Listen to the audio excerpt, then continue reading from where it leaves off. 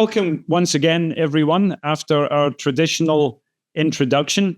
It's great to see so many people here and taking part for what's our 21st Coffee with EMBL event. I think that's, used to be 21 was the coming of age, but I think we've come of age already. But it still feels like quite a milestone that we've reached this, and really underlines what a remarkable opportunity this is to connect a global community, and more about that in a second. So to everyone who's here for the first time, a very warm welcome. We hope it will be the first of many. And to everyone else, welcome back, and thank you for returning. These are very exciting and important events for us. A little bit of housekeeping quickly to start with. If you haven't already done so, please use the opportunity to put your name on screen so that we know who you are. And if you wish, you can also put other information, but I think it's very helpful so we can all see who everyone is. Also, just to remind everyone that these events are being recorded. I hope, Nush, Peter, they're being recorded, yes.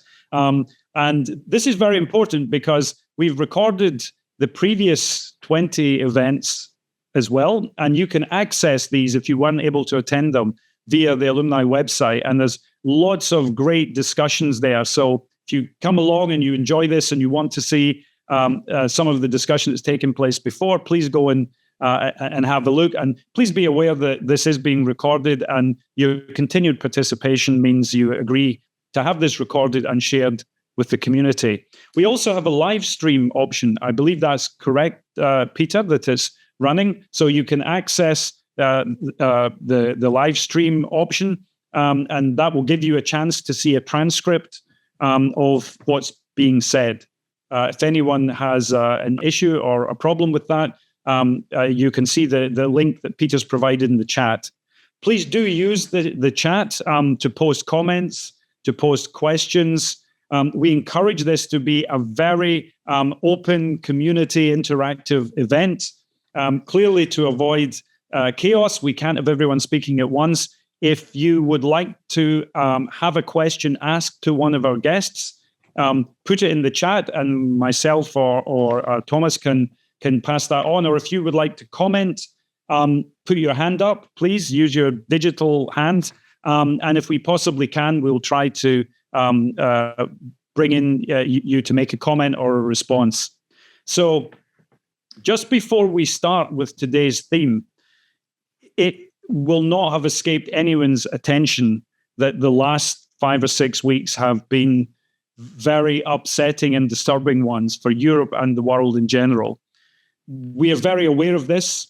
We did not want that to become the topic of today's discussion, but we also felt it would be improper and wrong for us to pretend it wasn't happening. So after careful reflection, the organizing group for the Coffee with EMBL have put together a short statement about this that I'd like to read out for you. And I hope that will have some significance, but not become the main topic of today's event.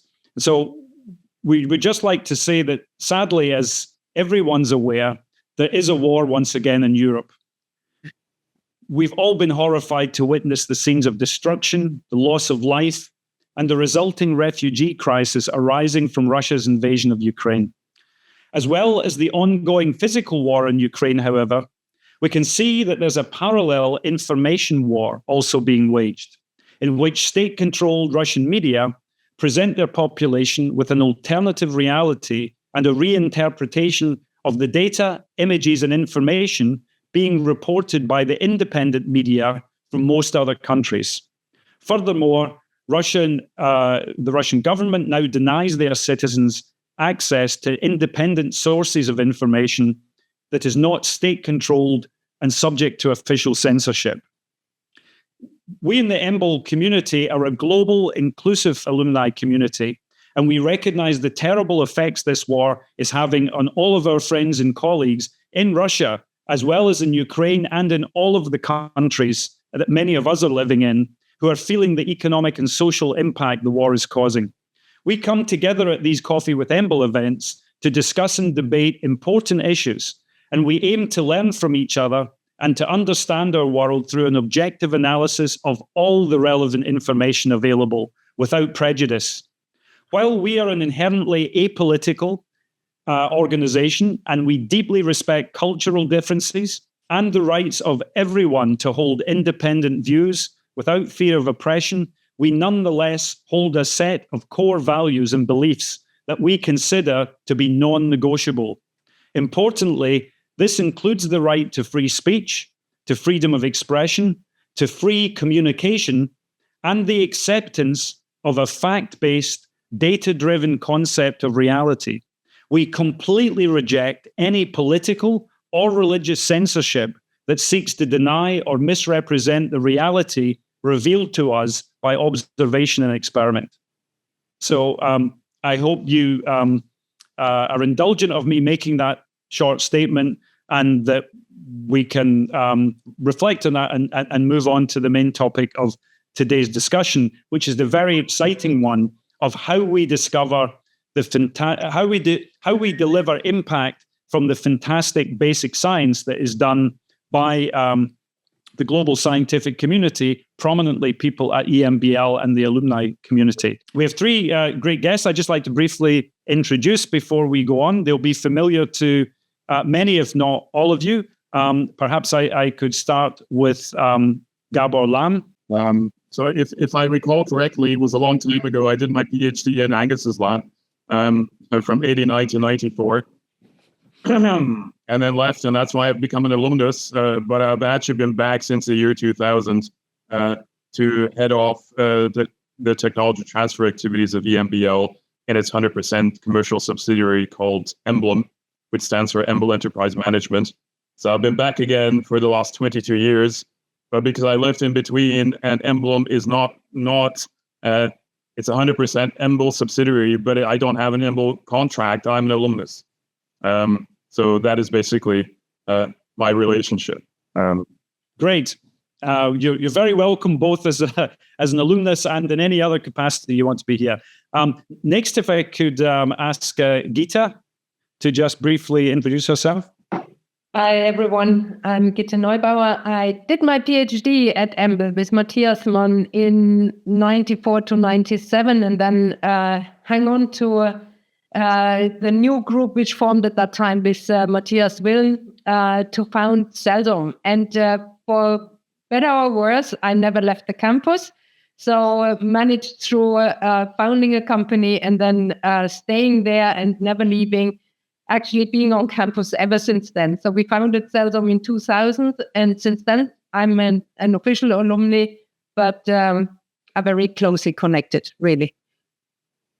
Thank you very much, Gitte. I also feel very proud that my first ever paper published using mass spectrometry was with Gitte. So thank you for that. And last but not least, I'd like to introduce Lars. Yeah, hi everybody. So I've also been at EMBL for quite a long time. I joined as a group leader in 2003.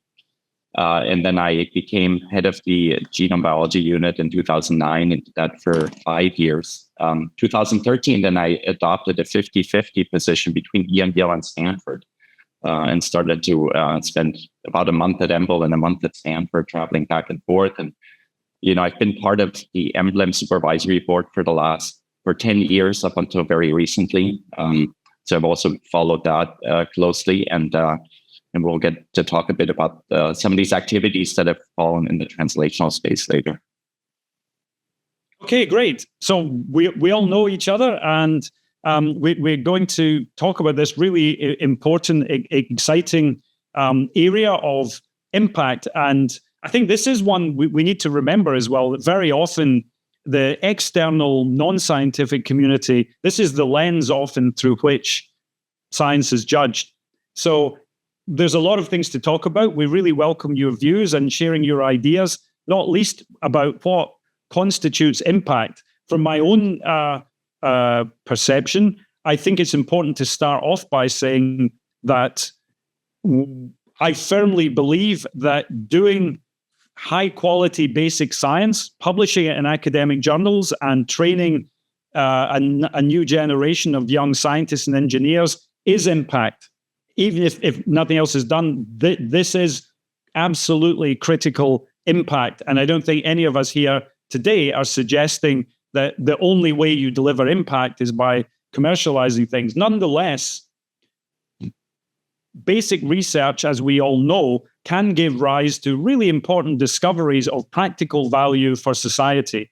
And I think it's important that we communicate that value of basic science, the vacuum we work in, and the opportunity where you never know which of the academic discoveries in basic science might be critical to making a new vaccine or developing a product that will improve lives, deal with economic or social crises affecting the environment or the planet.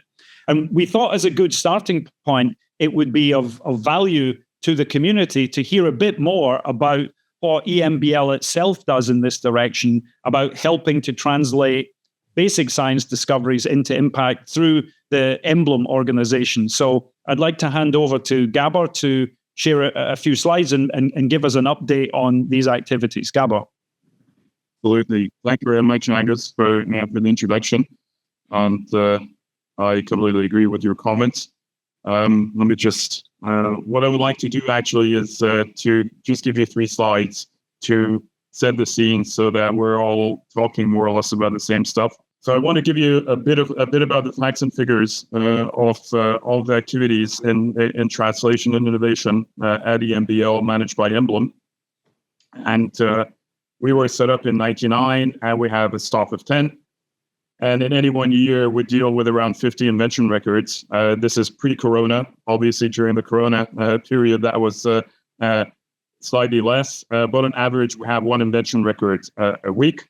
And we have altogether more than 600 intellectual property rights in our portfolio, and over 1,000 inventors on record, which means that if over the period of the last 20 years, you take the turnover into account at EMBL, even with that, every third EMBL scientist has actually actively engaged with us in technology transfer, which is very positive.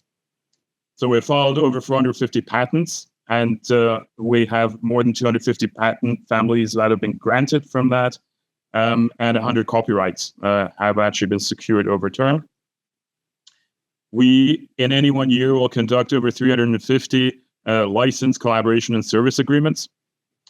And we currently have over 400 active licensees of EMBL technologies, and these include all of the major players in the pharmaceutical and the biotech markets, and of course also in the instrumentation field, and in those fields that EMBL actually specializes in. So that would be laboratory robotics and imaging and microscopy.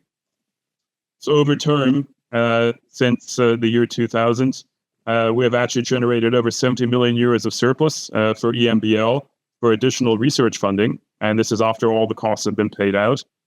And we have 26 spin-out companies with a market cap of over €1 billion. And these are the startups. And you will, those that are quick accounting will realize that actually there are only 19 on this list from the 26. And that is because I omitted the ones that don't exist anymore. So 7 don't exist, which means I have an attrition rate of 27% over 22 years, or a survival rate of actually 73%, which is exceptionally good. And the startups and the spin-outs out of EMBL, they span a broad range of applications, all the way from the very first one, which is now called Expedient, but it used to be called Line Bioscience, which was in the bioinformatics field, to one of our most recent ones, which is actually based in Milan in Italy, called Borea Therapeutics, which works on gene therapy. And so the take-home message is that the nature of the startups and the spin-outs out of EMBL are extremely diverse in their focus, and they're all located at different places, and not only just in Heidelberg. And last but not least, I briefly wanted to explain to you, when we talk about a circle of innovation and impact, what we actually mean from the commercial area. And we believe that this circle of innovation actually starts off with the taxpayer or public funding, because it is actually taxpayers' money that is actually being used to publicly fund science. So be it at institutes like EMBL, we're actually talking about the public funds and taxpayers' money of 26 member states, or in national institutes and universities. And science will then produce results, And in the scientific nature of things, what happens is that every result, of course, opens another 10 avenues. So quite often these results then feed back and produce more science. But because of public funding, that also creates an obligation to actually make the benefits of fundamentally research-derived innovations available to the public. Now, that doesn't mean that everything that is publicly funded needs to be commercialized or translated, but it does mean that there should be a certain obligation, especially in the biomedical field that we work in, that those inventions and innovations which would actually have an impact on human health should actually get translated into products. So in the form of therapeutics or diagnostics or new medical devices, which then actually are made available to society at large and improve their health. And that is how some of the value of what we do in science is returned to the taxpayer. So I'd like to start with that as an introduction and look forward to the discussion. Thank you very much, Gábor. So please, I'm sure that there's many questions arising from that. We're going to come back to Gábor in a little bit later and have a chance to discuss more about the activities that EMBL's been engaged in, past and present, and also looking towards the future. Please do take the opportunity to join the discussion. Just before we go on, one of the themes that we want to pick up on is the challenge for basic researchers to engage with all the different stakeholders needed to translate their basic science and discovery into impact. And we thought it would be quite interesting to do this with the perspective of comparing that experience in a situation like in Central Europe, particularly here in the EMBL organization, with the experience in entrepreneur land in California. And so I'd like to invite Lars Steinmetz to comment on this. Lars, you obviously have experience of working in both societies, in both environments and cultures. And you also have great experience in doing fantastic basic research that's translated into commercial applications. Could you tell us a bit about your own story and your own experience in translation and how it compares in the different cultures? Yes, yeah, I'd be happy to. And maybe to start with, when I was thinking of my scientific career track, initially I was rather, more exposed to the industry side. So I thought actually, after my PhD, I'd go to biotech or pharma. But, during the PhD was the first time I really experienced kind of academic science, and I kind of fell in love with it. And especially with the idea that, as an academic scientist working on basic research, particularly in the areas that we work on, where it's a very strong technology development focus, you would make inventions that, might be commercially interesting or, could be spun off in either a startup company or could be licensed to industry. And so I chose then a more free career track, in my view, where I could both kind of engage in research topics that I would like to choose, but then engage in biotech company founding, later on in a career. And obviously, the main challenge I see there, and sort of as an academic scientist, is to figure out when is the right time to establish a company. And so, you can try to do that. Sometimes it's too early, and you have a great idea, but the market is not ready yet. So, and sometimes it's maybe too late already if there's a major dominant player in the market already that is pursuing something. So it's a fine art to do that. And I think what you need, and what EMBL did provide to me as a young group leader, is an environment where I could get some of that exposure. Of course, I have to admit, I also had the luxury of, in parallel to starting my lab at EMBL, keeping a lab in California at Stanford as a visiting group leader. And so seeing kind of both sides, and in particular, the entity I was associated with at Stanford was the Stanford Genome Technology Center, which as a history, has spun off one company per year out of its own kind of research group of about 60 people. So I had that exposure. It took me, almost 10 years, so 2003 until 2011, for me to start my own first company, which was Sophia Genetics. And, I established this company with headquarters in Switzerland. And it was an idea that was, not directly related to the research we were doing, but sort of realizing that genome sequences was going to be a very important component in the clinical space for the analysis of cancer patients and others, and that clinical hospitals at the time did not have the capability to analyze next generation sequence data. Next generation sequencing was just kind of springing out and was a new technology, and you could do a lot more and get a lot more accurate information about clinical states in patients if you sequence their genomes, or at least part of their genomes, in targeted fashions. And so this company was the first one. We set it up in Europe and in Switzerland, in part also to take advantage of the Swiss reputation in DNA banking and in security. And security was very important, and privacy of this information for patients. And we found kind of investors to put money in, initially friends and family, and then expanded it to, VCs and later rounds. This company has grown successfully. It actually went public last year at NASDAQ, and which was for me, a major milestone and a privilege really to participate and see that kind of. And the initial the co-founder of this, Jürgen Kamblung, who's shown in the center here, he was my academic collaborator. He worked on yeast transcription, and we did projects together. In fact, I tried to recruit him to my lab at EMBL as a postdoc, but he decided to go to Oxford and do a separate track. But then we ended up doing this company together. So it's been very nice. So it's a health tech company. It's global. It operates in 70 different countries. It will soon reach the analysis of 1 million patient genomes, working together with 700 hospitals worldwide. So we're very happy with the development there.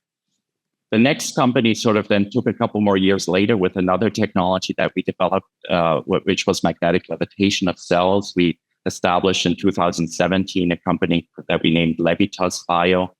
This company we founded in Silicon Valley, and we took advantage of the network we had here. The IP we developed in my lab at Stanford, we spun that out, and I did another company then last year toward 2020 during the pandemic, which is focused on CRISPR editing and engineering of industrial yeast strains, and we partnered there with a long-term collaborator, also of my lab at EMBL, called Lazafra.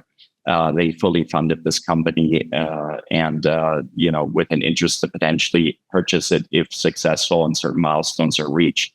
But altogether, I think that also led me to have a bit of comparison between, as you said, Angus, between Europe and the US. And so I think at EMBL, we're very privileged in the sense that we have both EMBL-EM on campus, which provides a lot of help for researchers to get connected with industry. And they'll support various models of how support flows into the companies from cases where, when it's inventions that don't directly relate or come out of the research at EMBL, they'll provide support and guidance to develop a company that is then shaped and created and run sort of outside EMBL, so never kind of in an almost hands-off fashion. To other models where they provide direct support for scientists who don't have that industry connection or even want help to shape a business plan, and they'll be able to kind of support that aspect. So in addition to setting up collaborations with industry for EMBL scientists, so we've done this a lot out of my lab at EMBL. We've collaborated with a number of pharma companies and other biotechs in order to do joint research projects. I think the other entity that EMBL has and the campus has is GSK, and formerly Cellzome being there on campus. And we have a joint collaborative program to support postdocs currently between EMBL and GSK, and there are ideas out there to think about expanding that to other opportunities of support and collaborative projects that might go more into the translational realm. In addition to that, there are others. Yeah, Angus. No, sorry. I just wanted to ask a question. Maybe you're going to comment on this anyway, but I think many of us from outside of US, especially the West Coast entrepreneurial heartland, have I guess maybe a media-driven image of what it's like, and we imagine that there are billionaires driving around all the time, trying to push money on you. I wonder, there's such an interest in fostering a creative spin-out culture in different societies, including here in Europe, as well as in other countries around the world. And yet, in many places, it's not done as vigorously or as successfully. I just wonder if you could comment on some of the lessons you think you can draw from how it's done. Is it just that there's more money, or I wondered, is it that there's more fear of failure and we're more risk averse in other places, and where everything has to be successful? It's like, if I only ever did an experiment that was guaranteed to work, I would not do many experiments, which is probably a negative comment about my science. But I think science is all based on suck it and see, try out lots of things, and throw stuff at the wall and see what sticks. Is that a difference you recognize? I think the mixture in the Silicon Valley, it comes from 4 elements that makes it really successful. One is, you have 3 strong research-intensive universities, Stanford, Berkeley, and UCSF, all being kind of within a stone's throw from each other. The second element is obviously what you hinted at, is it's a venture capital oasis. The U.S. invests roughly per year $107 billion as in VC funding. 44% of that, so over 45 billion get invested in Silicon Valley alone. If you look in Europe as a whole, it's like VC investing is 37 billion per year. So there's more money flowing into Silicon Valley, from venture capital pockets than in all of Europe. So certainly it does have that, you have a lot of money flow here, and no VC is going to turn down an email to speak to them about a possible idea. And obviously they might not pursue or tell you then very rapidly they're not interested, but you do have a lot of capital around. I think the other one that you hinted at is a fail fast, what they call fail fast mentality, where the idea is that, doing risky things and failing is actually a good thing, because as long as you stand up quickly and you recover, it means you're ambitious, you're pushing your ideas forward, and you'll have support from the VCs to do that. If you don't do that, then they're probably more worried that you're too conservative and this idea is not going to make a major breakthrough. Because from a VC perspective, you want like a 10x return on your investment in a couple of years.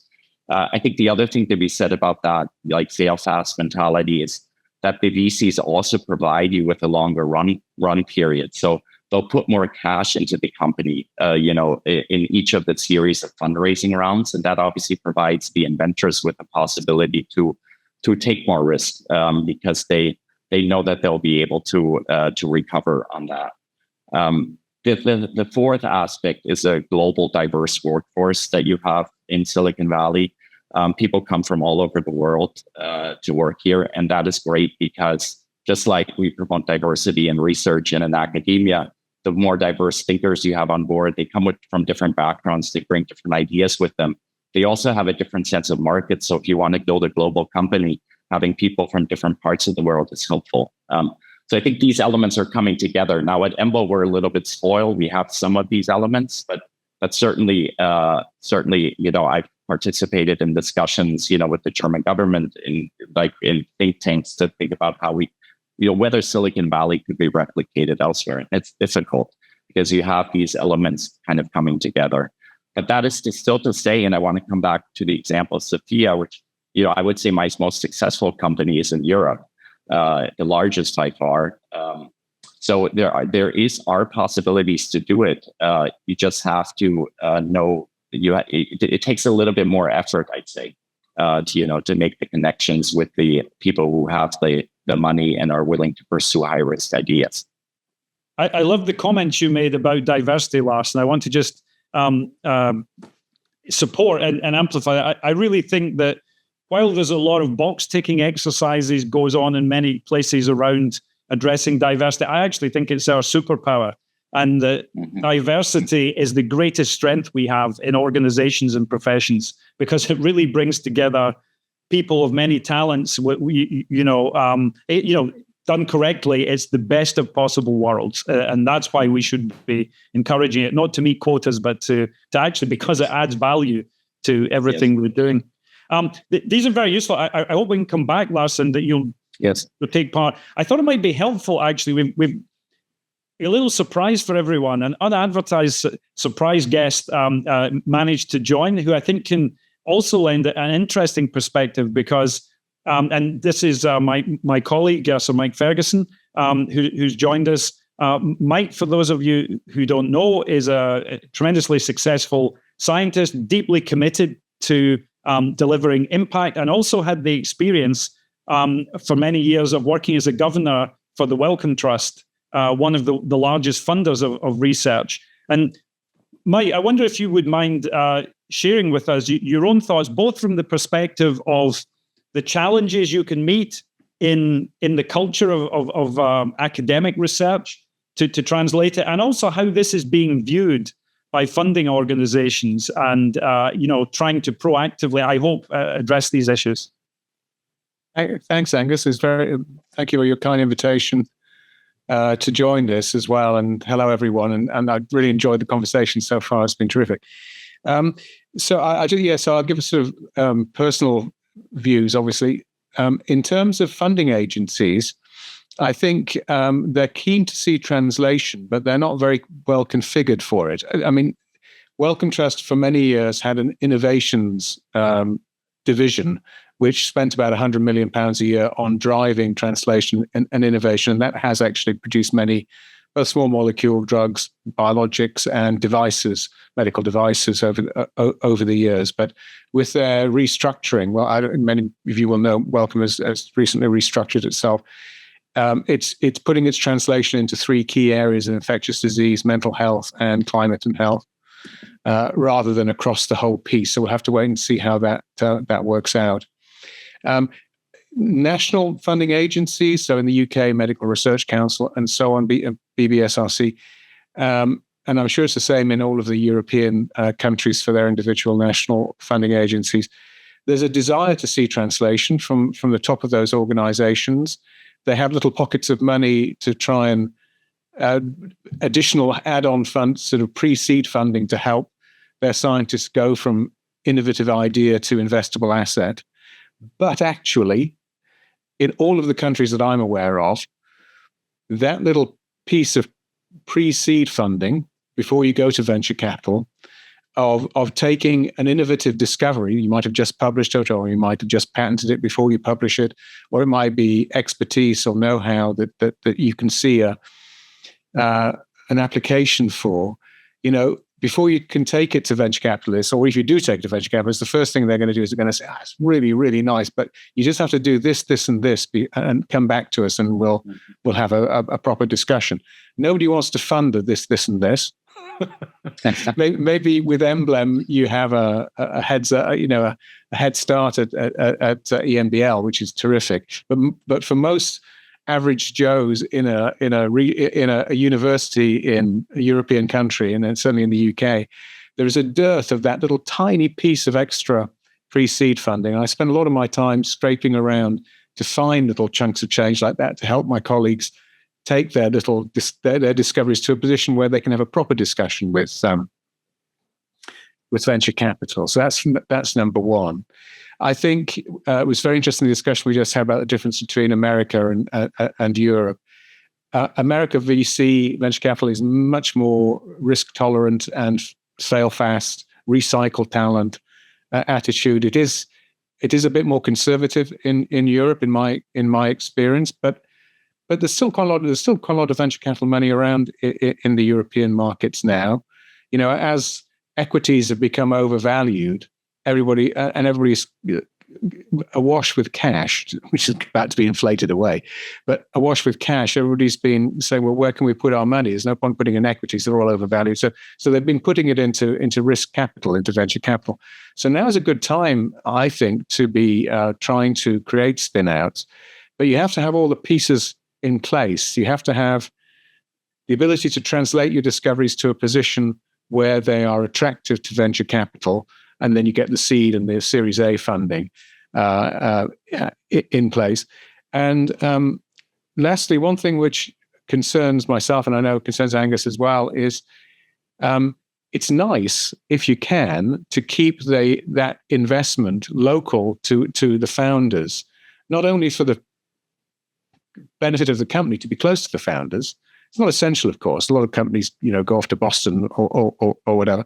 But it's also nice for the region in which your university or research institute has been living and has been supported by that environment. If when you create companies and jobs and opportunities for school leavers as well as graduates and postgraduates, so that's in the same region where the intellectual property was developed. Certainly something that I'm very concerned about. Angus and I live in an area which is very, very economically depressed. And so we're trying to do our little bit to help the community by creating job opportunities locally. So those are just some observations. They're a bit random because I hadn't prepared for this. But maybe I'll stop there and we have a chat about it. That's really helpful. I see Kelly has his hand up. Kelly, would you like to come in and comment or ask a question? Can you there we go. Yeah, I'd love to. So I was just thinking about your piece on getting funding for seeding a new project. And one thing we've been trying to do here is create technology hubs with seed funding, where an investigator comes and approaches us. It gets evaluated by experts locally to decide whether it has legs or not, and then farm it to one of our core facilities to help them develop an intervention, immunotherapeutic, biologic, small molecule, something like that. And so that helps. And I think if those accelerators are set up, they can really do a lot more to help move things forward quickly. But then the other big barriers are getting funding from industry, to amplify up your product, getting clinicians to buy it and do a phase 2 and phase 3 study. And something really important in British Columbia is getting things into rural medicine, which is, a priority of our government and almost never happens with anything that I would ever develop. So what we're doing is we're bringing all of those partners in at the very beginning and evaluating the project. And that way it gives the clinicians a chance to say, look, what you're developing will never go into a patient. You've taken the wrong strategy. And it gives the rural people a chance to say, hey, if you did it in a slightly different way, we could make this more equitable and it would get into rural clinics and First Nations clinics. And it gives the industry partners a chance to say, hey, look, we've got this team and I can see that this clinician is waving his hand saying, that's the one I want. We'll partner with the clinician for the trials and for the development right at the outset. And by doing that, I think you can shave years and a lot of wasted time off a trial. That's a great comment, Kelly. And I think one of the other things that comes out, this is a fantastic global community we have. I think there's a real opportunity in our future activities to pool expertise. If the speakers today and other members of this discussion are willing to share their experience, I think we have this plan that's underway to make YouTube videos and other materials to share with the wider community. I think some targeted discussions and information about experiences and sharing best practice, so new people don't have to reinvent a wheel that's already been discovered or make the same mistakes for themselves. Let's follow up on this. That's great. There's 2 other hands up. Very quick comments of Maria, first NHP. Thank you very much. So I'm Maria Makarov, former postdoc of the EMBL, former delegate of the EMBL Council, nowadays president of Academia Europaea and one member of the European Innovation Council. Now, the challenge for EMBL is, I guess, that those startups that have been established, whether they can be scaled up in Europe or whether they are sold to the US, for instance. And we see at the national level that so many life science startups which emanate from fundamental research, they are sold to the US at the very early stage. So I would like to hear whether the EMBL perceived established startups are staying in Europe or whether you experience the same challenge of not being able to scale them up here and of the challenge of them being sold to the US. Now, I wonder whether you are all aware of the European Innovation Council, which is a new element in Horizon Europe, 10 billion euros exactly for this, to scale up research-based innovative startups to retain them here in Europe.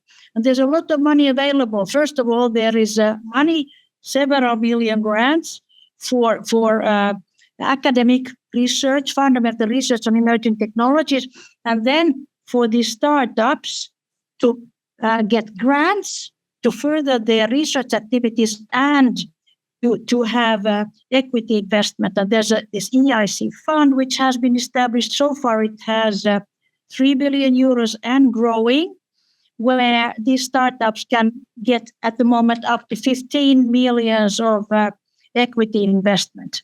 So I wonder whether EMBL-EM is connected to the European Innovation Council and is completely aware, I hope, of these opportunities that this new instrument in Horizon Europe can provide you. Thank you. Okay, thank you very much, Mara. Hold that thought. We're going to come back to Gábor in just a moment. I see there's two other people that hand up to try and keep it going on. HP, do you have a very quick point? You had your hand up earlier. Yeah, that's a very important point that we are putting on the floor here, whether to go. See, my point is, what is the way of how we can decide how and when we should decide to translate the idea. This is a very important question, which every scientist has in his mind when he's investigating some new phenotype or some new direction. And he gets excited. Okay, this is a new result, novel result, and whether we should publish or patent. So this tussle always goes on in the mind of the scientist.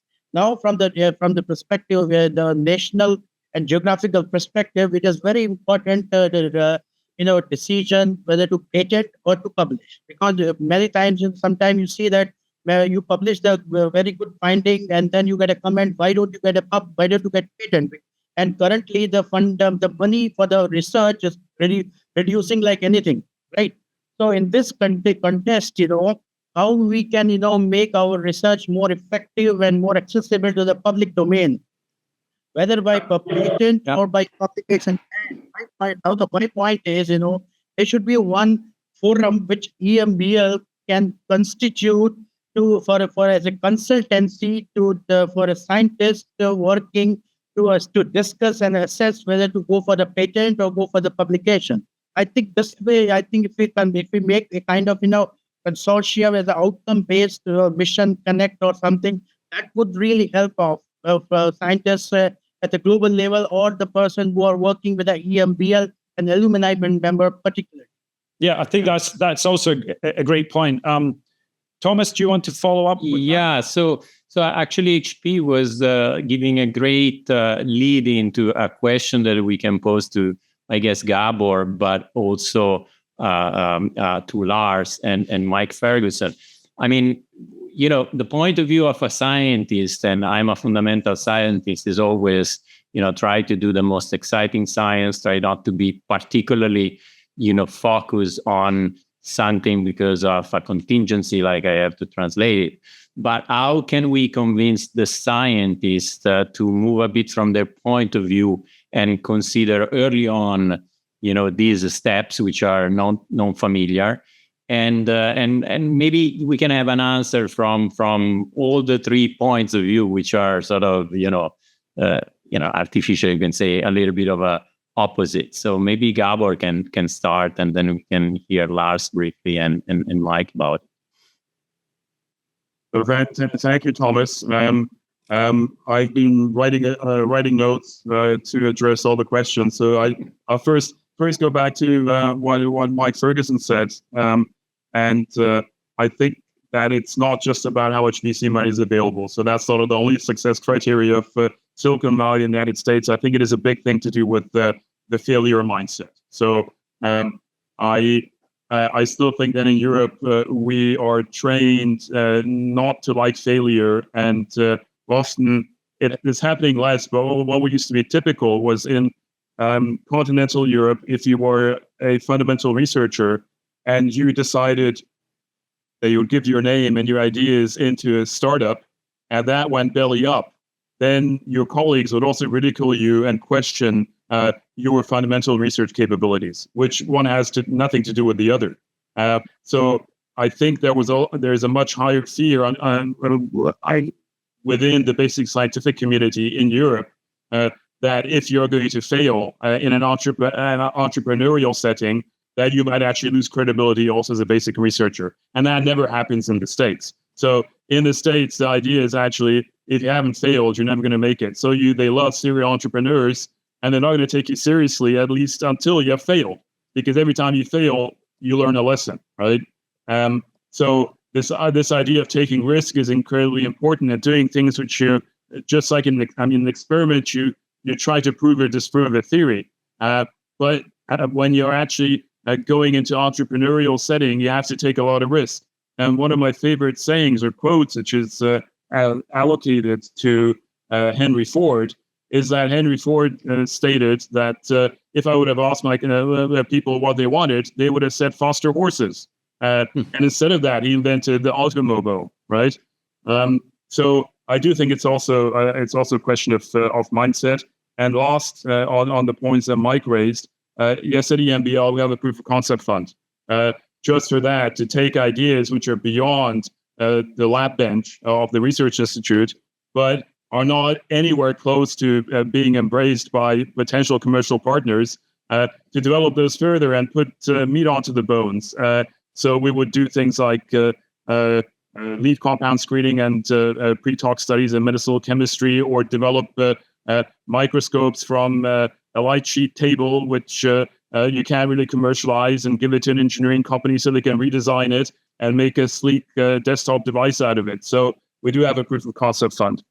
Great. Yeah, great. I mean, just before, just because we try to, shine, questions of everybody. I mean, HP had this question on how to get the scientists to consider earlier on these approaches. And quickly, maybe if you can comment, Gábor, and then we can also hear from Lars, because of course he has been very early on in that game. How do we do that as basic scientists? How do we consider early on this? I think there's it's quite often there's this misconception of either or, of patenting or publishing, and actually the two are not at odds with each other. You can and you should do both. It's just a question of getting the sequence right and the timing right. So if you actually have a patent file, and by the time you do a public disclosure, so a publication could be that you post it on your internet page, or that you talk about it in a public seminar, or it's in an abstract book, but of course it could be a paper. So as long as the patent is filed, it doesn't need to be granted, you're free to do whatever you want to, right? So it's just a question of timing. So what we usually tell the PIs at EMBL is that it would be nice for us to have the 3-month run before you're going to publish it, because that means we can actually put together a really good IP protection. But it happens quite often, also at EMBL, that we get a call from the PI, and he or she will say, I just realized I got this invention, which you might be interested in, but in 3 days' time, I'm going to be giving a talk at Cold Spring Harbor. So do you want to have a look at it? And we're like, yeah, and we can actually file a patent application in 24 hours, and that's not a problem. So you should do both. You should do both if you think it's worthwhile. And the reason that protection is important is because in the field that we're in the biomedical field, if you actually want a licensee, let's say it's a pharmaceutical company, to develop a potential multi-billion drug based on your idea, they're going to have to invest on average $800 million. So they want to make sure that they have a certain exclusivity and a security because of a patent protection. Otherwise, they're not going to be spending that money. So I don't think it's either or. It's just a question of getting it right, the sequence right, and it's not difficult at all. And if you have decent tech transfer professionals, they will tell you how to do that. Right. So go and engage early.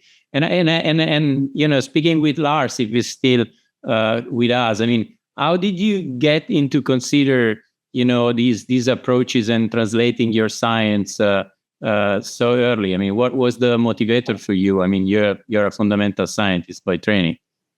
Yes, yeah. Fundamental science and so forth. That's where my heart is at, and that's and it's sort of it comes with as HP was saying, sort of comes with thinking, is a new invention going to be commercially interesting? And if you have the mindset that you'd like to do something there, then you should keep that in mind. And I think what is important for the scientists is to continuously hear about this as an opportunity, and to know that there is this sequence of events in which you have to go, that if you'd like to commercialize, it's good to patent and then publish. And I want to just iterate what Gábor said there, that, I don't see it as one or the other. Both of them are actually a public disclosure. Your patent application will become public record 1 year after it's initially filed, and anybody can read it. So a patent is actually a publication, just like a scientific publication is. It's just you have to submit the patent before you submit the paper. In terms of kind of how patent law works, it has to be disclosed there first to the patent agency. So if one knows that, then one just simply, any time that you make an invention that you're going to publish, if it also could be commercially interesting, you patent it. And what I learned really very much when I started my first companies is that when you sit on the other side, on the company portfolio side, then, the company is always looking for how does it strengthen its patent portfolio. And, the patent portfolio that a company holds directly creates value for the company. And the patents also will create kind of your pre-money valuation when you talk to VCs and you're determining kind of at which valuation a VC will invest in your company. Then, how many patents you have, how many patents flow into that directly translates into value. And so you get less dilution when the VCs invest. So from a company perspective, they'll always be looking at their patent portfolio and enriching that because it creates value. So I think these are good things to know, and often one doesn't know that as an academic scientist. So it's good to talk to people who have done this before and get advice. So I like the idea to have a consulting session with experts that we can put the community in touch with. So that's a very interesting point, how you build your essentially CV also on this aspect, because we build our CV mostly on publication and teaching if we are academics. So I see that Matthias has his hands up. So maybe he wants to comment on that, Matthias. I cannot hear you. Unmute. Yes, Peter.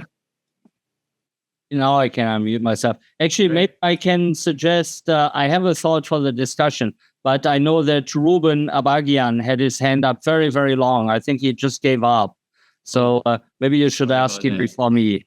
Okay, so Ruben, if he's still around, I'm sorry we haven't seen him. If you want to ask your question now, we'll bring you in and then go to Matthias. Hello.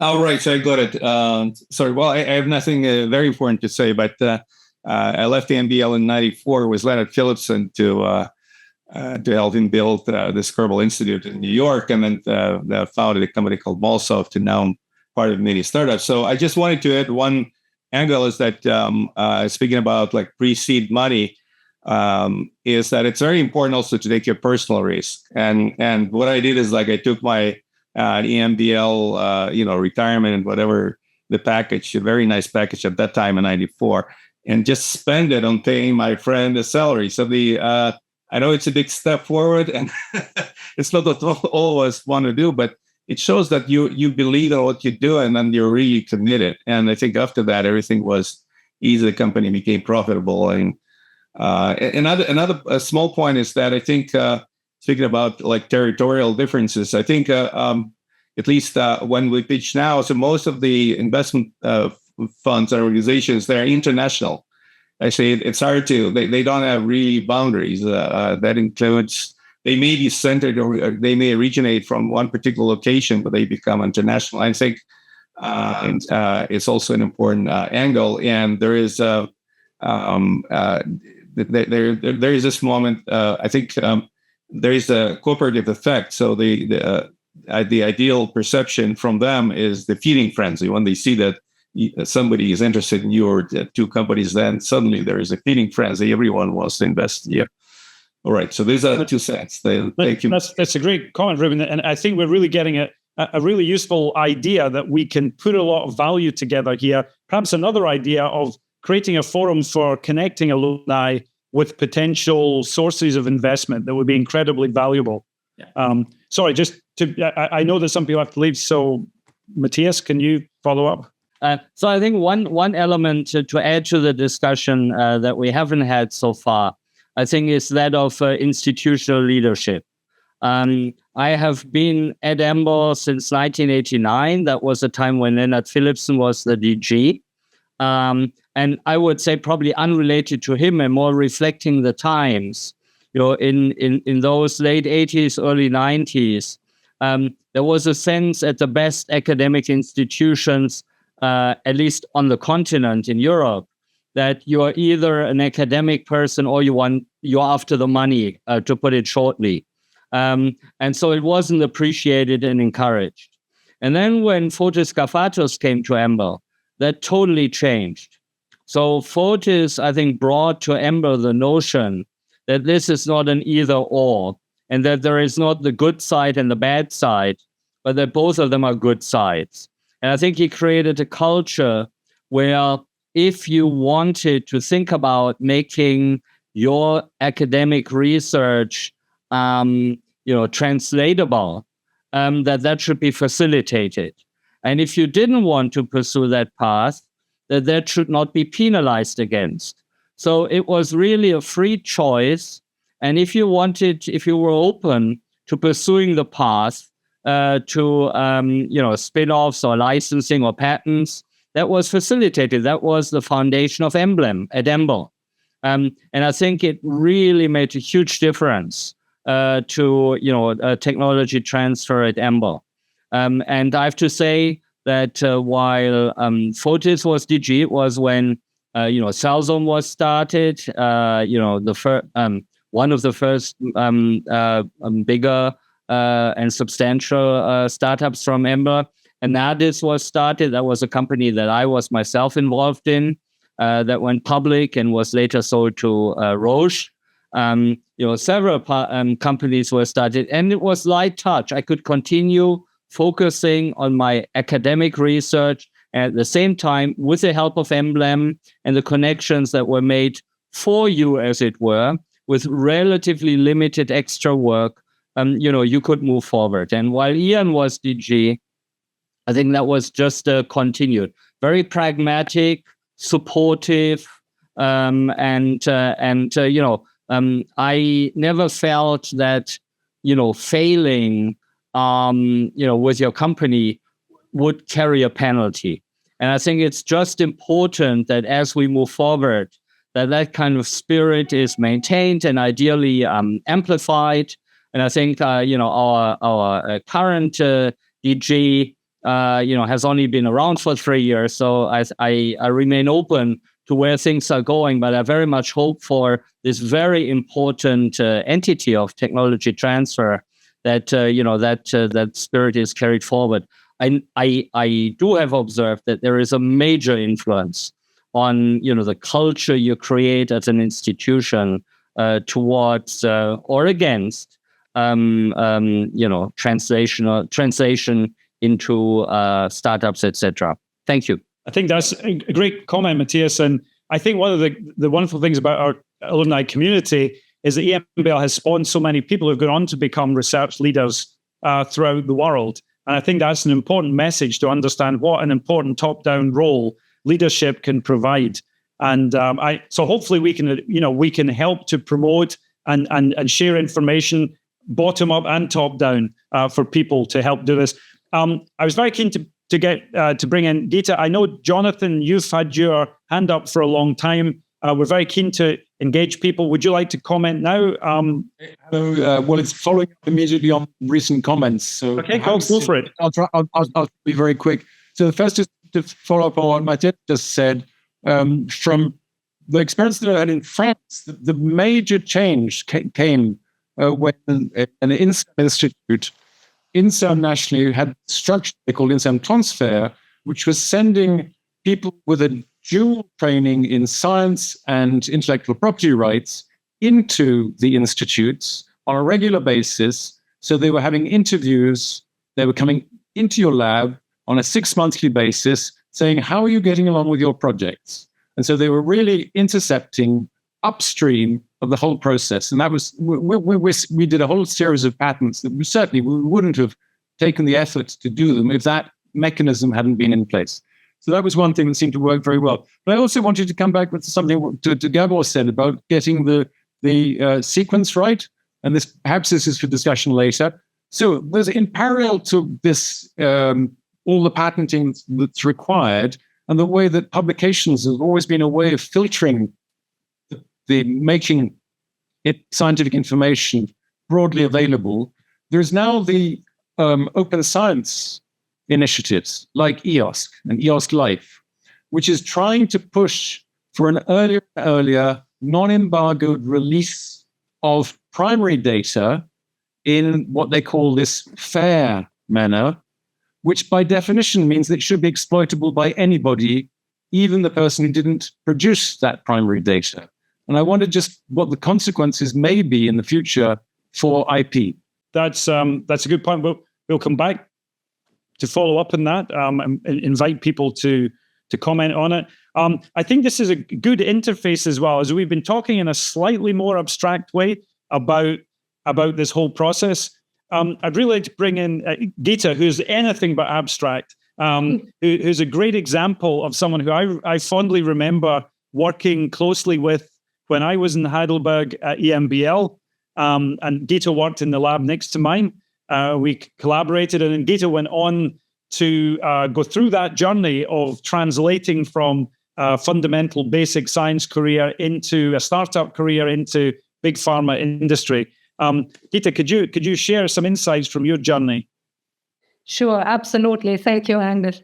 And thank you, Matthias, for sort of giving the prelude of how EMBL was when Cellzome was founded.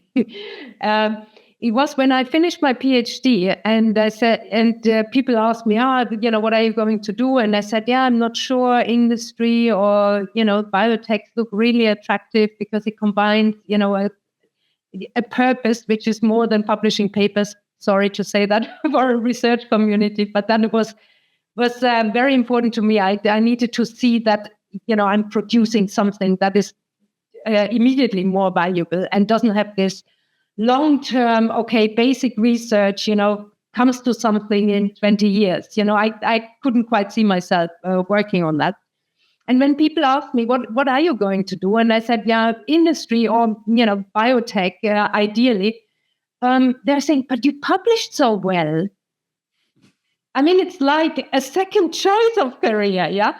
And that was something where it was still in the late 90s. It was still there at EMBL. I think it has changed now because we hire, I almost said like crazy. We have about 90 people who are in a brand new building on campus at EMBL right now. And after we were acquired in 2012 by GSK, we have grown. Yeah, so we have grown from about 40 people on campus to about 100. And I think our latest count is that we hired from EMBL about 15 or so. So it is, in the last 3 years only. So it is, it has changed. Yeah, people are curious, how is it doing research in industry? And it's not being sort of looked down on to maybe have a slightly different ambition in life. So when we founded the company, so for me personally, it was important. I needed to be hands-on rather than hands-off, as Lars said. So it's for me was exactly the opposite. And we started building up the company in a time when venture capital was not only easy to have, but it was a complete bubble. This time never came back to Europe. So investors were actually running after us and wanting to invest because EMBL was sort of virgin ground. We had our first contract actually not with Gábor's group, but it was still with the head of HR, the only lawyer in the place. And when we started and people thought virgin land, super great science at EMBL, here's the place to invest. And we started as a technology play, really very much continuing what the work we did with in collaboration with Angus, characterizing protein complexes with mass spectrometry and biochemical methods, and said, okay, from this understanding of how molecular machines hang together and fulfill their function, we can pick the best drug target. I would still say that this is probably still true, but what we underestimated completely was how long it takes to actually validate a target, and even more so, how much it takes to actually get a medicine to a patient. So we had then, throughout the course of our biotech experience, I mean, we raised a lot of money, 70 million. It would, based on a yeast paper describing protein complexes, would never be possible nowadays. But those were the times. And what we did then was really constantly adopt the technology platform so that we were more and more interesting also for attracting pharma partners, and set up then also our own proprietary drug discovery pipeline. And that was happening in the years until 2008 or something, when we had the first collaboration with GSK. And that was then based on drug discovery projects we were bringing forward using our technology and driving really drug discovery. That was attractive to GSK. The deals before, we had big deals also with Novartis, Bayer, and J&J. They were there to finance our work on the drug discovery part. When GSK came along, we had a different kind of deal, namely a risk-sharing deal where we said, okay, we both benefit from us reaching the next milestone, and essentially then had a deal with them on targeting kinases in inflammatory disease, and the second one targeting epigenetic targets also in inflammatory disease in 2010. And then finally, after 4 years of collaboration, GSK couldn't live without us any longer. So enough test driving, and that followed then by an acquisition in 2012. Since then, we have been fully integrated in a pharma company. And for us, because we are in Heidelberg, we always had the technology platform. And that was, for us, a really good thing to be part of a big pharma who was not cash strapped, but actually said, we want this platform and we want to nourish this platform. So therefore, we grow it. And not only grow it, but also a big surprise to me was upon acquisition that we actually started to publish more than as independent biotech. So, so every year we have one biggish paper in one of the Nature journals, and about 20 publications or so per year. In 2017, we thought, okay, now is the time. We had smaller collaboration with EMBL since its acquisition, actually also more so than when we were an independent biotech. Even though we stayed on campus in a shabby container building, we had little touch points because the EMBL is not exactly known to do high-end inflammatory research, into the immune system of humans. But us becoming a technology platform within pharma, suddenly our whole reason to be there was actually to look and collaborate on the brilliant technologies that exist at EMBL. And it didn't really matter for what the application for it was.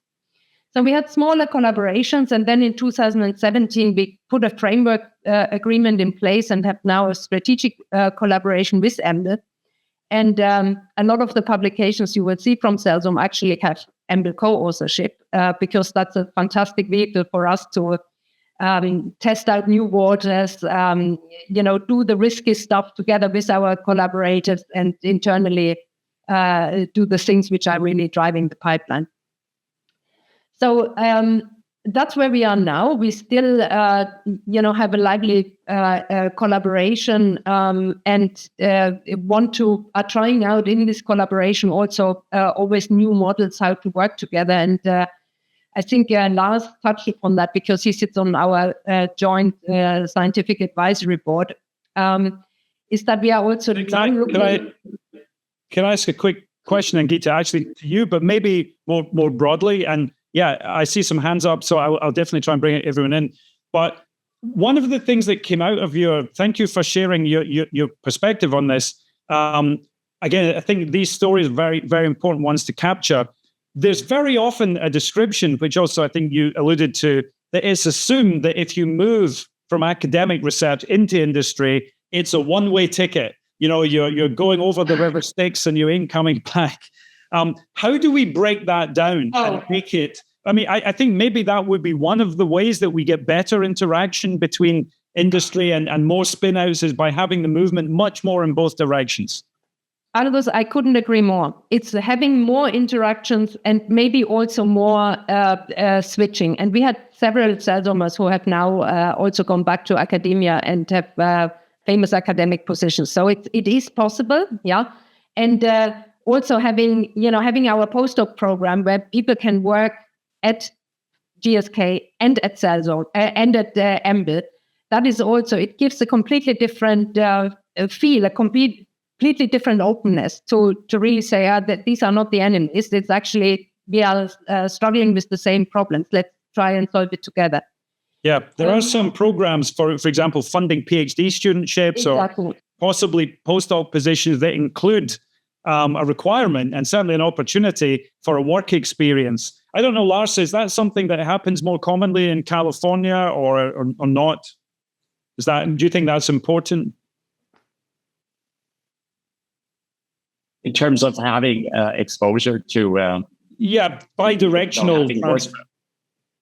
Yes, bidirectional transfer does. I mean, actually, I have to say, like, I've done more bidirectional transfer at EMBL than I have at Stanford. And, in Stanford, it's been more, licensing and, spinning out companies, but less collaboration with industry partners. We've done a lot more of that through my EMBL lab. Okay. I see Stefan has his hand up. Would you like to comment on this, Stefan? Yes, thank you. So I'm Stefan. I'm a PhD student at EMBL, and I would like to ask a question exactly to that topic.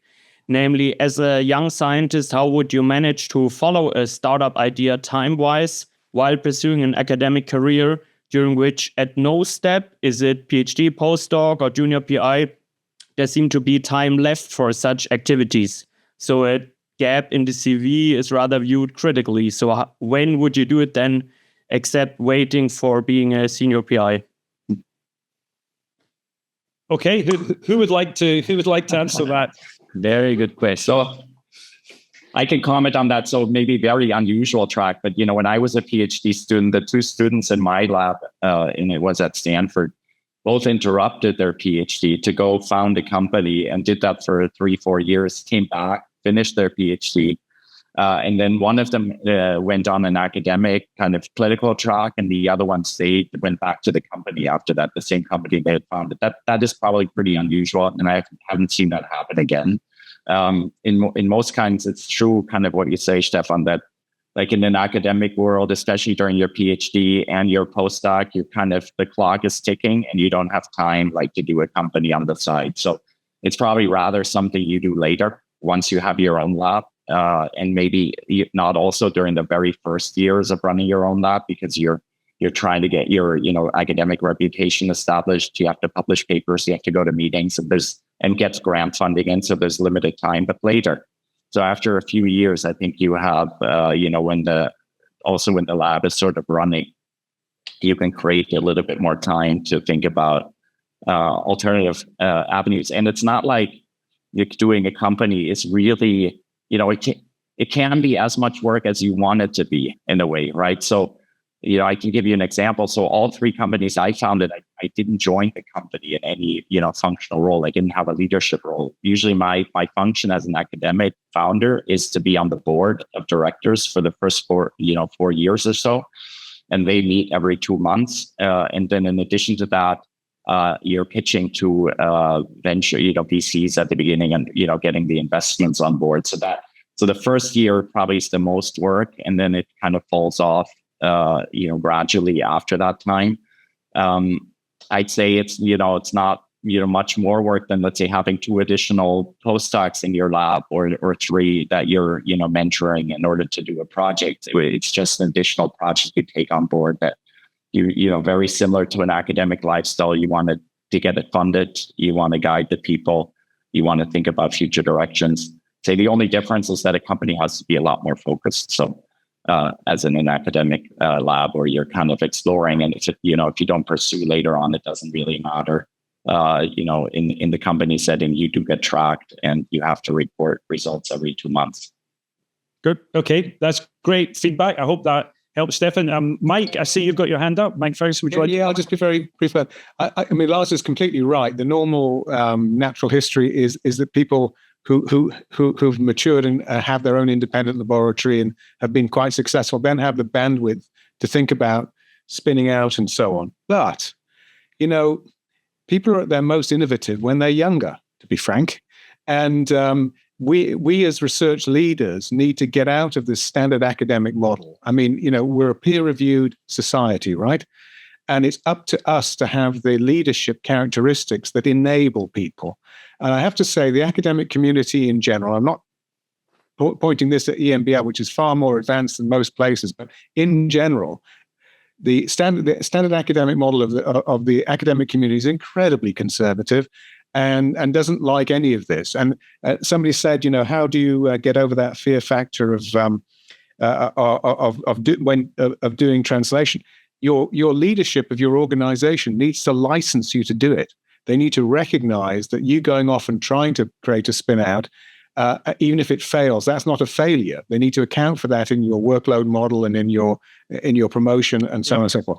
However, for people, so where a lot of the innovation comes from very bright postdocs in labs, generally postdocs rather than PhD, but postdocs in labs, and allowing secondment of those people for 12 months, 18 months to give these things a go, especially if your organization like EMBL has seed funding, is a fantastic thing to do. Everybody can afford 12 to 18 months whole in their career and catch up. And the experience that you'll get doing that translation will last you forever as well. So it's an absolutely no-lose situation. So I think as a collective, as research leaders, the more people here, we need to license our younger, innovative colleagues to get on and have a go. Thanks. I think that's a great comment, Mike, and justifiably deserves an applause. I think that it's really important that academic organizations of all types properly recognize and credit how difficult it is and how time-consuming and risky it is to get involved in these activities, and to balance that, because in many places there's a desire that they have patents and they think it's a source of money, but they only measure how much teaching do you do and how many research grants do you get and papers do you publish, and don't understand the importance of this. So I think we need to fundamentally break that down and see delivery of impact in translation as just another part of excellence, really break those barriers down. And I think encouraging more bi-directional transfer and mixing of the cultures. I mean, maybe you would like to comment. This is what I often feel there's a little bit of schizophrenia of mixed messages that come from funding organizations and institutions, at least in some countries and places, that on the one hand, they want you to translate and innovate. And on the other side, there's an almost paranoia that you will be caught out using $1 of research funding from the taxpayer to pay for something that goes to make a profit for some future spin-out company. Surely to goodness, we can get away from this model and realize they're all parts. The taxpayer gets a great deal if their funding dollar or euro or lira or drachma or pound or whatever the hell you use, a yen. Sorry, I'm limited in my knowledge of different world currencies. Goes to fund benefits to society, and we need to break down this paranoia that it's a misuse of money. Gábor, perhaps you would like to comment on that. So I completely agree, and I think that this also comes back a bit to Mario Makarov's question about what happens to startups that you do in Europe, and what does the funding circle look like? And I mean, we all know in the corona pandemic that although money is scarce and there's less VC money, we do actually produce very good biotechs. You think of BioNTech, which produced the first vaccine. So, it's not impossible to have huge successes also in continental Europe.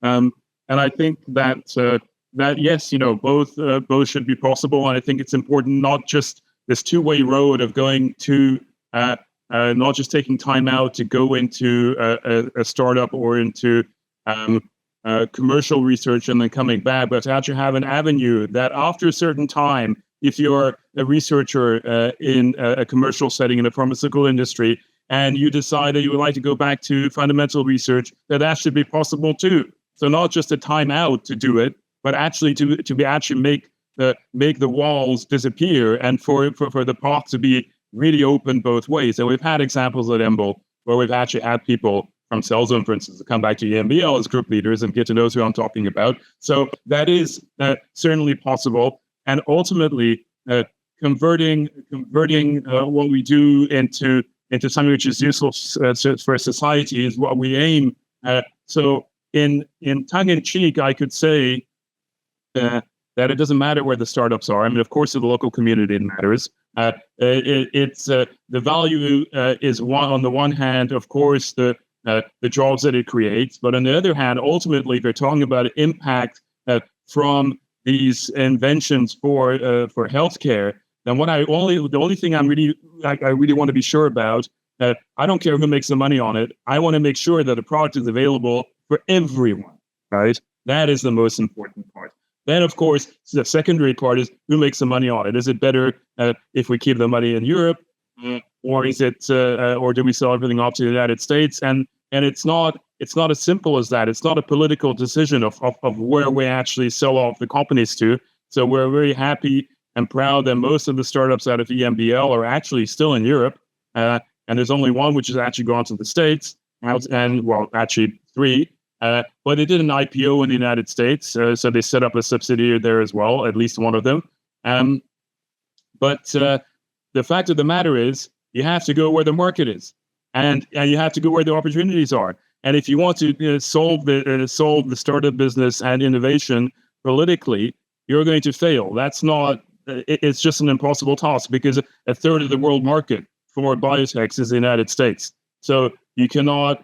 And EMBL actually had this idea in the beginning that they said, okay, when we do tech transfer and when we file patents and then we give out licenses, we should what we would actually like is for the licenses to be given out to the member state countries according to the level of contribution that they contribute to the scientific budget of the EMBL.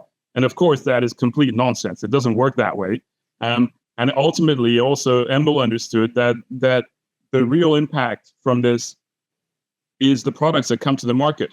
And as long as you make sure that that's available to everyone, including Europe, then there isn't a discussion about, who actually gets more money out of it. So the financial part becomes a bit more obscure. So that's a great comment. We've spent 90 minutes already. The time has absolutely flown past. I realized that there were several other people I was really keen to bring in. I was very keen to bring in Brian Sproat, former colleague and close friend and collaborator from EMBL, who was another of the people who went on a journey from EMBL group leader into industry. Brian, I'm sure. I hope you've found interest in these discussions. Maybe could just in one sentence, comment on that experience. If we could unmute Brian, Peter. Can you unmute Brian? Okay. Yeah. Okay. So I have some contributions from several points of view. I try and keep it quite short. So I was in the EMBL from 84 to 94 as a group leader in the biochemical instrumentation program. So I was also involved with developing, together with the Alzheimer's group, one of the first commercial non-radioactive sequencing devices, the famous ALF, which involved obviously contribution for physicists, engineers, mechanical, electronical workshops, and me as an organic chemist in oligonucleotide chemistry. So that goes to say one thing. And writing patents in those days was also very difficult because there was very little support. If you had an idea, you basically went into Leonard's office and said, do you think this is worth patenting? I think it might be some opportunities for this. And also that happened also with the developments that we did on this, pre-mRNA splicing with Angus's group. I had multiple collaborations with Angus over most of the time I was at the EMBL, also with Gábor. And we patented some stuff there. I got my fingers burnt once on a patent because I thought we had to have more data available before we filed. I lost a filing date by several weeks to what was now ISIS. who became Ionis Pharmaceuticals, which is the biggest antisense oligotherapeutic company on the planet. Yeah. Not the terrorist organization. Yeah, they couldn't make any of the compounds. They had a desk patent, and I got cleaned out in the US and Canada. So fingers burned, lesson learned. I went on to try and develop, because of collaboration we had, again, trying to develop hammerhead ribozymes as basically therapeutics. And actually, this wasn't such a bad idea. And I went out and to work as CSO of a company in Göttingen called Ribonetics, which got picked up by an American investment group eventually, and infused with another American company called Innovia, worked on external guide sequence technology. And we tried to go for hepatitis B virus, target hepatitis B and hepatitis C. We were about to start animal work with that. And then we had a problem that apparently the technology was failed from the beginning, from the inventors of the first patent from out Australia, that they'd missed the fact that they chopped too much of the structure away and the molecule didn't work at low magnesium. But we had one in vivo result, which is the only one ever published that actually worked in multiple eyes. So I got my fingers burnt there as well. So we closed down. I had to write my own resignation, fire all my people, and, tell between go away and realize, okay, this is not the end of the world, but it goes reflects what you said. You get your fingers burnt, you jump up, and you fight. And I fought again to find my way. I then worked briefly back in Göttingen for a short while, and then managed to get a position to run a spin-off from the University of Leuven in Belgium. Until I worked there till the end of 2009. And then I took all my expertise and offered my services to biotech and big pharma to develop antisense therapeutics. And that's what I've done now quite successfully. I have several, with clients, we have several compounds in clinical phase 1, phase 2 for cancer, heart disorders, some infant disorders, and that's been very, very successful. But it's an interesting pathway, and I think it shows that you need the interaction with all sorts of other sciences. And I think this is the basic thing that you have at the EMBL. It's a great place to work. I came from the MRC lab in Cambridge prior to that, where I got my first training in oligochemistry. I've been doing this for over 40 years. I'm now retired since several years, and I do this now as a hobby because I find it, if you can make some new medicines to help the general population, this is a great thing to do. Yeah, I think that's right, Brian. I think that's a great story and a reminder that you can learn from collective mistakes. And if you can share these, I think it's a great thing if you can help us share this and inspirational, that if you get knocked down once or you make a mistake, learn from it and get up and do it again. The two hands up, a few more. I think we'll just try very, very quickly. Julia and then Sarah were next. If you could just make a quick point based on the time. Yeah, just underlying the fact that, making that space where people can, follow their ideas is really important. You see that in big companies, like, for example, the BASF, their company here, they have formed a Chemovator, they call it. It's an incubator where they really free their people for a year and give them the opportunity to follow their own ideas for a year and see where it's going. So if big industry does that, I think academia has to do that as well. But it's the same problem in universities, for example, that secondment issue of whether professors are free to follow their ideas to do startups. So it's a universal thing. And then I had a follow-on question to Gábor, but I follow that up individually, Gábor, maybe on another. Sure. Okay. Sarah, would you like to make a point? Yeah, I had a couple of things to say, but I'll just say the most important, probably because I care about transferring this message to any young scientists who are here. I think I'm following up on the discussion of, what's your name? Mike. Yeah. I just wanted to say that I've been given the opportunity to also test my ideas at a company. And so that's possible. Things go super fast and you get a lot of money. So you should try it out if you're still not sure about what you actually do there and still some sort of a black box for you. some companies, especially the startups, especially companies that have not really wasted so much time on trying to license things, but actually looked for academia, industry relations, and looked for mutual interests, like BioNTech, actually offer to young scientists a lot of opportunities for innovation and for testing ideas. So just wanted to... Okay, that's great. Thank you very much.